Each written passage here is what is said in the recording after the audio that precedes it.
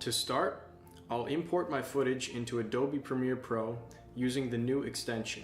You can choose to import monoscopic or stereoscopic content captured by the Insta360 Pro. Here I'm grabbing 3 separate 8K scenes and importing them. This footage is still totally unstitched. You can see in the bottom left, I've got 3 videos. I can review this footage immediately after I've imported it.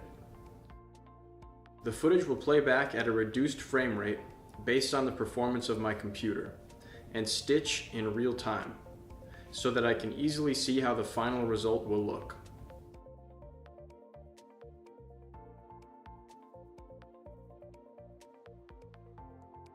Next, I'll add one of these clips to my timeline. As I play back the footage in my new sequence, it's also stitched together in real time.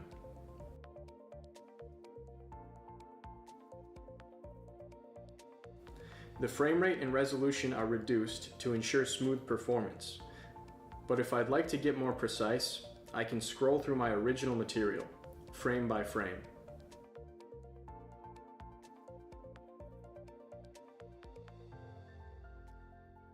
Now I'll repeat the process with my remaining 2 clips, easily reviewing, editing, and merging them with the other footage on my timeline.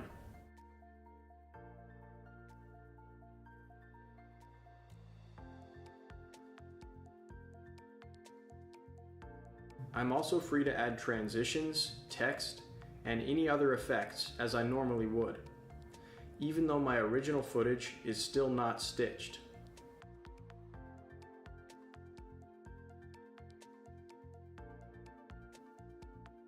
The final step is to export the video.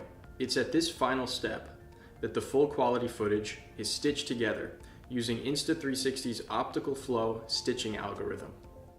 And the key is that I'm only stitching the footage that I ended up using in my final project. I've wasted no time stitching together super high resolution footage that ends up getting left on the cutting room floor.